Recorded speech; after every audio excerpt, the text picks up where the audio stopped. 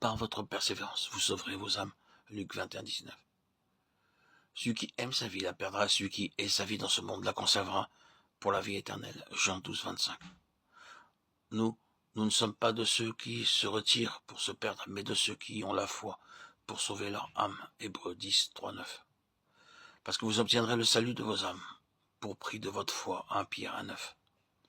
En lisant Luc 21, 5 à 19, nous pouvons aisément nous apercevoir que ce passage des Écritures parle du salut de l'âme.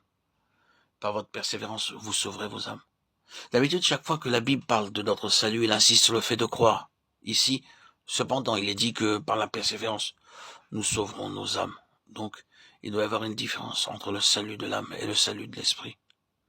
Si je me souviens exactement, l'évangile selon Jean mentionnait 35 fois que celui qui croit à la vie éternelle. Dans tout le Nouveau Testament, il n'y a pas moins de 150 cas où apparaissent des affirmations comme croire et être justifié, croire et avoir la vie éternelle, croire et être sauvé, et ainsi de suite. Pourtant ici, il est parlé de persévérance. La persévérance est une œuvre, elle n'a pas la foi. D'où que le salut de l'âme est tout à fait différent de simplement avoir la vie éternelle. Lisons attentivement ce passage de Luc 21 et considérons comment il parle du salut de l'âme. Comme quelques-uns parlaient des belles pierres, des objets apportés en offrande qui faisaient l'ornement du temple, Jésus dit, les jours viendront où de ce que vous voyez, il ne restera pas pierre sur pierre qui ne soit renversée. Ils demandèrent, Maître, quand donc cela arrivera-t-il et à quel signe connaîtra-t-on que ces choses vont arriver? Le temple mentionné est le temple saint à Jérusalem. Vous se rapporte aux disciples.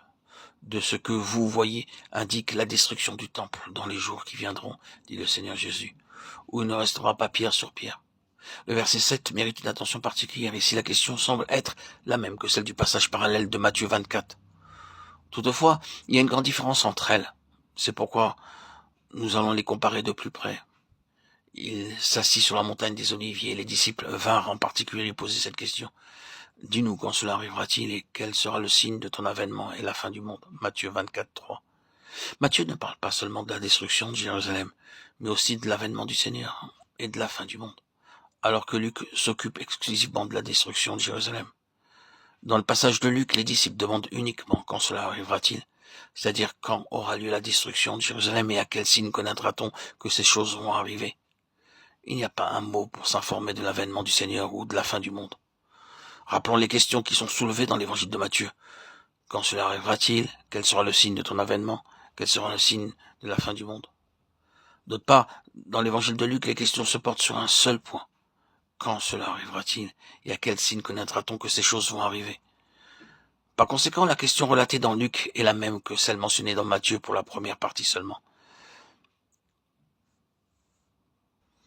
La destruction de Jérusalem eut lieu postérieurement en l'an 70.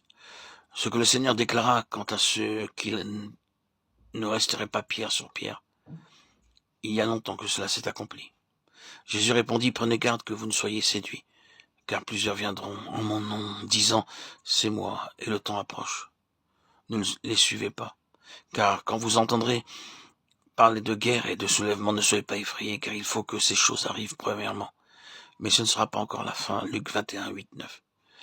Ici, le Seigneur avertit ses disciples de prendre garde durant la période de la destruction de Jérusalem qui allait arriver bientôt. L'histoire de l'Église prouve qu'après l'ascension du Seigneur Jésus, plusieurs affirmèrent faussement être le Christ. Et ainsi le Seigneur voulait que les siens sachent que bien que plusieurs viennent proclamer faussement être le Christ, et quoi qu'il y ait des nouvelles de guerre et de tumulte, la fin sera encore à venir. Par votre persévérance, vous sauverez vos âmes. Les disciples sont tenus pour responsables lorsque toutes ces souffrances et persécutions viendront s'abattre sur eux. Ils auront besoin de demeurer persévérants, et ainsi ils sauveront leur âme.